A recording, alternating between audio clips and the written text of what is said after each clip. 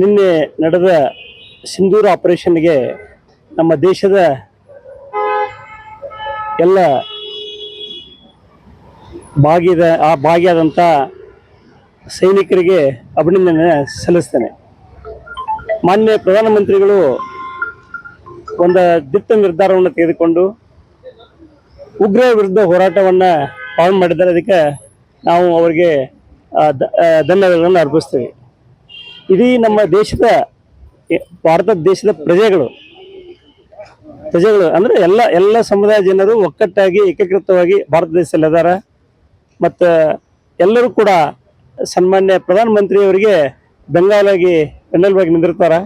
ಇಡೀ ನಮ್ಮ ರಾಷ್ಟ್ರದ ಒಂದು ಹೆಮ್ಮೆ, ನಮ್ಮ ಪತಿಗಳನ್ನ ಗಂಡನನ್ನು ಕಳ್ಕೊಂಡಂತ ಹೆಣ್ಣು ಮಕ್ಕಳಿಗೆ, ಇಡೀ ನಮ್ಮ ದೇಶದ ಮಹಿಳೆಯರಿಗೆ ಒಂದು ಸಂದೇಶ ಕೊಟ್ಟಂಗ ನಾವು ಯಾರನ್ನೂ ಬಿಡಂಗಿಲ್ಲ, ನಮ್ಮ ಮಹಿಳೆಯರಿಗೆ ವಿಧವೆಯರನ್ನ ಮಾಡ್ಯಾರ, ನಾವು ಬಿಡಂಗಿಲ್ಲ ಅನ್ನುವಂಥ ಒಂದು ಪಾಠವನ್ನ ನರೇಂದ್ರ ಮೋದಿಯವರು ಕಲಿಸಿದ್ದಾರೆ. ಉಗ್ರ ಅನ್ನೋದು ಇದಕ್ಕೆ ಜಾತಿ ಪಂಥ ಇರುವುದಿಲ್ಲ. ಈ ಉಗ್ರವಾದಿಗಳು ಎಲ್ಲೇ ಇರಲಿ, ಇಂಡಿಯಾದಲ್ಲಿರಲಿ, ಹೊರಗೆ ಇರಲಿ, ನಮ್ಮ ದೇಶಕ್ಕೆ ತೊಂದರೆ ಕೊಡುವಂತ, ನಮ್ಮ ಪ್ರಜೆಗಳಿಗೆ ತೊಂದರೆ ಕೊಡುವಂತ ಉಗ್ರರು ಇರಿದ್ರೆ ಅವ್ರಿಗೆ ಬೆನ್ನಟ್ಟಿ ಕೇಂದ್ರ ಸರ್ಕಾರ ನಿರ್ಣಯ ಮಾಡಕ್ಕೆ ನಾನು ವಿನಂತಿ ಮಾಡ್ತೀನಿ.